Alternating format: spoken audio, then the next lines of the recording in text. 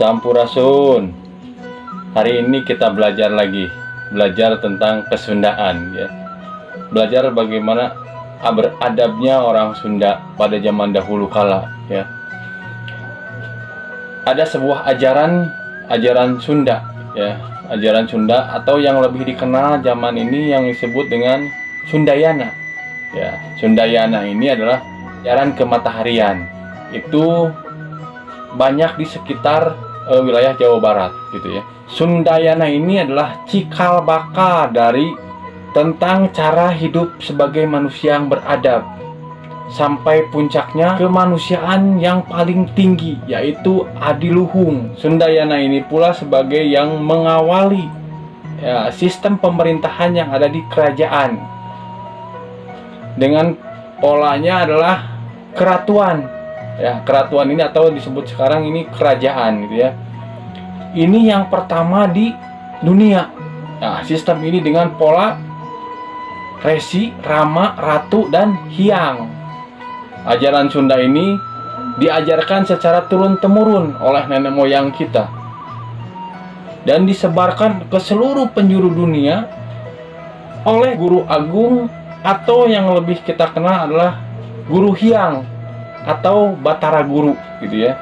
Nah, sebagai landasan inti dari ajaran Sunda ini adalah welas asih atau cinta kasih.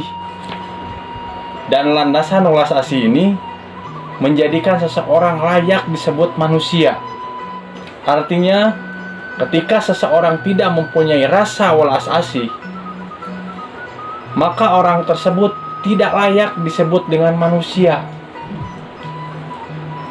Atau lebih tepatnya disebut dengan durwiksa atau makhluk biadab, karena tidak mempunyai rasa welas asih gitu ya. Nah, Sundayana ini terbagi 3 bidang pengajaran yang saling berkaitan erat ya, tidak bisa dipisahkan. Yang pertama adalah tata salira ya, atau kemanunggalan diri atau pembentukan kualitas manusia. Artinya adalah meleburkan diri ke dalam kemanunggalan agar menjadi manusia atau menjadi diri sendiri yang beradab, tidak tergantung kepada siapapun, hanya kepada diri kita sendiri. Tata salira ya. Ada lagi yang kedua adalah tata nagara. Tata nagara ini adalah kemanunggalan negeri. Maksudnya adalah memanunggalkan negeri dan rakyat dalam kehidupan yang beradab. Yang ketiga adalah tata buana.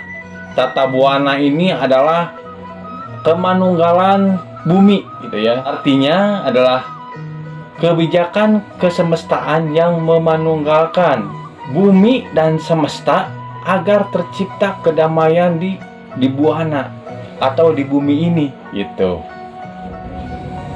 Nah, pola-pola tersebut diterapkan di dalam Tridharma sebagai pemandu nilai atas keagungan manusia ya, dan diukur berdasarkan dharma atau kebaikan.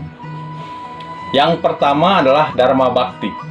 Dharma bakti ini adalah seseorang yang telah menjalankan budi kebaikan terhadap dirinya sendiri, keluarga, dan lingkungan kecil di mana dia hidup. Dan manusia ini disebut dengan manusia utama gitu. Yang kedua adalah dharma suci.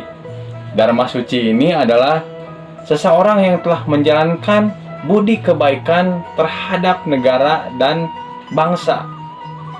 Nah, orang tersebut dinamakan manusia unggul paripurna.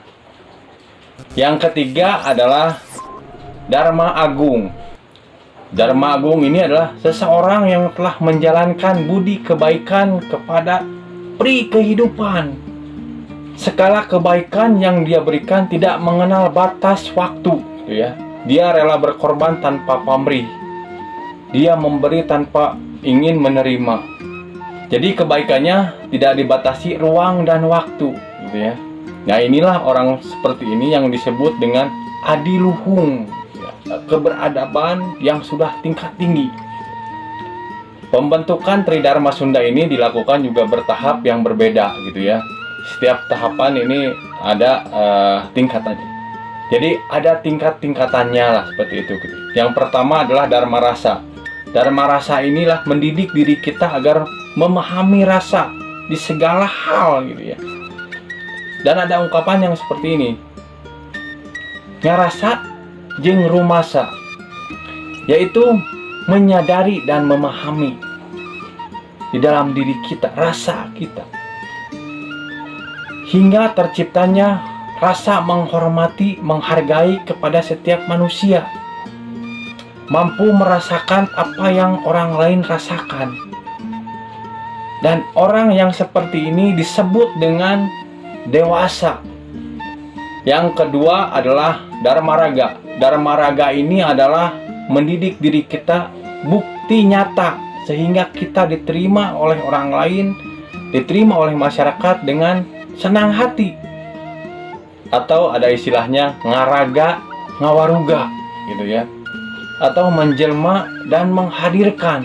Ini adalah sebagai pola dasar kesadaran rasa dan pikiran. Manusia yang sudah mencapai tingkatan ini disebut dengan dewata. Ya. Yang ketiga adalah Dharma Raja. Dharma Raja ini adalah mendidik diri kita untuk menghadirkan jati diri. Ini sebagai manusia welas asih yang seutuhnya. Nah, tingkatan ini merupakan pencapaian derajat yang paling tinggi, derajat yang paling dihormati.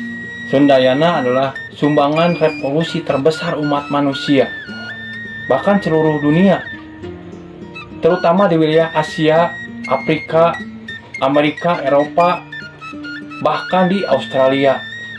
Ajaran kemataharian ini atau Sundayana ini diabadikan dalam sebuah nama, Sundai. Ya, Sundai ini berasal dari kata Sundayana, yaitu ajaran kemataharian. Ya. Dan hari ini kita lebih mengenal Sundai itu dengan hari Minggu, gitu ya. Bahkan suku Indian di Amerika dan suku Aztec ini tidak lepas dari pemujaannya dengan matahari. Ya. Ini membuktikan bahwa seluruh dunia mengikuti ajaran leluhur kita, yaitu Sundayana, ajaran Nusantara, ya, yang berdasarkan kepada welas asih dan cinta kasih kepada sesama. Dari situlah timbul rasa saling menghormati, saling menghargai, toleransi antar agama, membuat kita menjadi satu, membuat kita menjadi kuat. Gitulah ya sedikit tentang Sundayana. Ajaran keberadaban, welas asih, cinta kasih kepada sesama yang dilakukan oleh nenek moyang kita dulu. Dan kita harus bangga dan berterima kasih kepada mereka.